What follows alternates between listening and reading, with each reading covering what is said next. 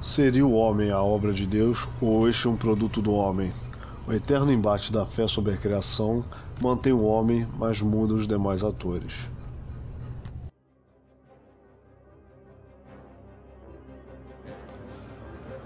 Desde a Revolução Industrial do século XIX, o homem dialoga seu papel frente à tecnologia.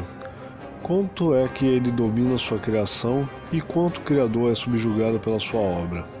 As máquinas criadas pela humanidade o conduzem a uma vida escrava pelas facilidades da tecnologia, ou os humanos usam sua criação de forma consciente para o benefício de outros de sua espécie?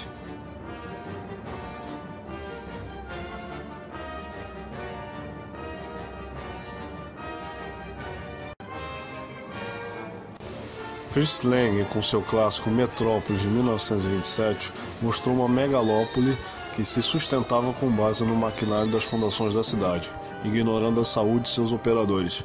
Aqui, a máquina modificou até as relações entre os membros da sociedade. A obra é a nata do gênero do expressionismo alemão, uma escola que revolucionou o cinema na década de 1920. Sendo o filme de Fritz Lang indo além, como o maior exemplo de obra crítica da cibernética em seu tempo. Não importa a época, o novo sempre chega e ameaça o antigo. O antigo, ou velho, é reacionário, enquanto o jovem é um revolucionário. Mas por que essa simbiose é tão conflituada?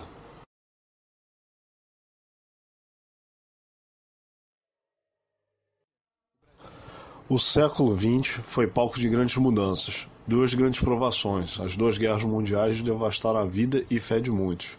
Epidemias de gripe mataram milhares, insurgências políticas pelo globo mudaram a fronteira de países, e 30 anos de uma disputa extremamente política e polarizada destruiu a esperança de um mundo mais racional.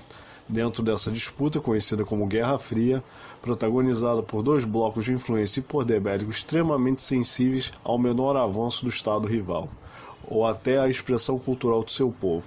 As sociedades pelo globo tiveram um maior fascínio e medo pelos produtos de consumo derivado dos avanços dos suportes decorrentes das políticas de guerra, além das inovações do mercado corporativo.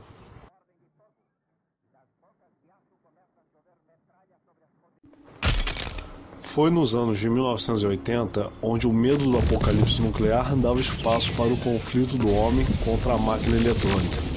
Agora não era só o Estado que podia oprimir o indivíduo, mas também as corporações que se destacavam em meio ao caos, visando lucro e poluindo o planeta com a sua tecnologia sofisticada. O computador era algo agora palpável, você poderia ter em casa, ele roubaria seu emprego. Esse medo e admiração pela tecnologia da informática começou a atrair a atenção de artistas que, assim como Fritz Lang nos anos de 1920, via essa relação tecnológica como uma boa trama a ser discutida.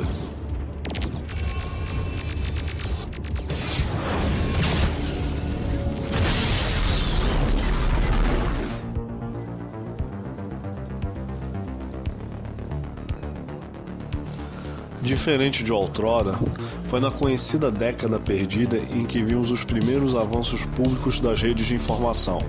A internet, que antes era exclusiva a bases militares e grandes centros de pesquisa, agora começavam a entrar nos lares dos donos dos primeiros computadores pessoais.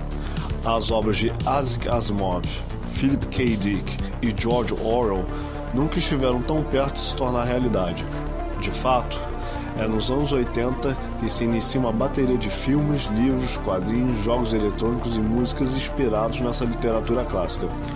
Com o filme Blade Runner, baseado num conto de Dick, se inaugura um estilo futurista, mas foi com o livro de Neuromancer de William Gibson que se forma um gênero que caracteriza toda a cybercultura que esteve presente nas diversas mídias da época, o cyberpunk.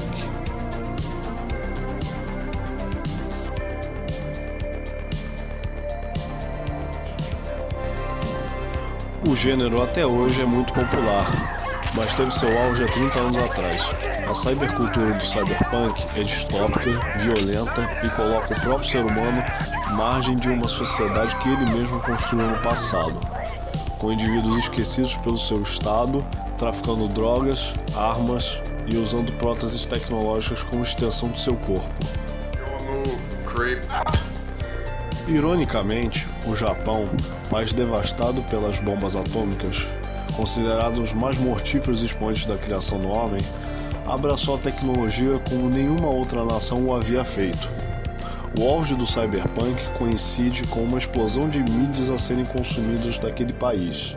Centenas de animações para home video e dezenas de jogos eletrônicos moldaram a indústria do entretenimento digital do Japão. As mazelas do cyberpunk estão presentes aqui, mas também está inserida uma simbiose mais saudável entre a tecnologia e seus criadores. As razões para essa simbiose são diversas, mas diferente dos Estados Unidos, União Soviética e Alemanha, os japoneses viram nas máquinas uma nova forma de reconstruir seu país que havia sido devastado pela antiga Grande Guerra. Não para tanto, eles são os precursores da chamada Terceira Revolução Industrial, quando a mecatrônica e a robótica começaram a auxiliar os trabalhadores em fábricas automobilísticas nos anos de 1970. Isso foi um alerta para os ocidentais, que a mecanização do trabalho e o ciberespaço trariam benefícios à sociedade, que ainda não havia sido pensados.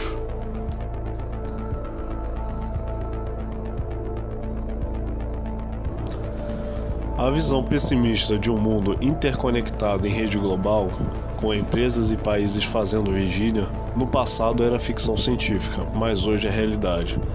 E dentro desse prisma, encontramos também uma comunidade forte de pessoas que buscam a troca de conhecimento e ajuda mútua.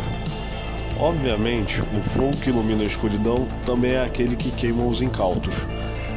Benefícios e malefícios da rede de telecomunicações e, mais precisamente, a internet, tem sido debate de estudiosos e políticos há décadas.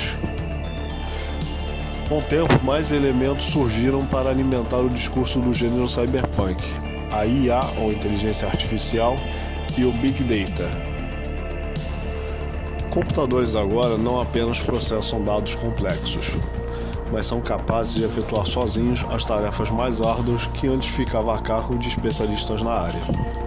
A ficção sempre tratou a IA como o ápice da tecnologia cibernética e ela tem começado a estampar a mídia jornalística de 2010 para frente. Não é só a inteligência artificial que tem tomado conta das manchetes sobre tecnologia digital. Um outro desenvolvimento tem chamado tanta atenção quanto a IA. O Big Data é uma rede de dados armazenados que permite, através de análises estatísticas, prever diferentes ações do cotidiano ou até possíveis eventos mais à frente. Os Big Data já existem e trabalham na predição de acidentes de trânsito, surtos de doenças e até nascimentos de crianças. Tudo porque os usuários de serviços online todos os dias injetam as mais diversas informações pessoais na rede, que acabam por serem coletadas e usadas como moeda em empresas publicitárias. Muito se especula sobre as duas tecnologias. Sua concepção não é nova, mas sua execução sim. Em meio a quebras de paradigma, debates sobre a autonomia de computadores, usos da informação, surgiram debates sobre a utilização dessas inovações no ambiente das chamadas humanidades digitais, que abrange o conceito das ciências humanas sendo executado por máquinas. Se antes o problema era o roubo de um emprego por uma máquina, agora é a extinção de tipos diferentes de trabalho por uma evolução derivada da própria criação do homem. O que o futuro nos reserva ficará na especulação por análise e pela ficção, como aquelas apresentadas pelo cyberpunk. É arriscado dizer que avançamos em 10 anos o que não fizemos em 50? Talvez, mas é inegável que o avanço da tecnologia não acompanhou o avanço do homem. A humanidade anda a passos mais largos e não importa se é a época de Fritz Lang, George Orwell ou William Gibson, sempre haverá um embate entre o homem e a máquina.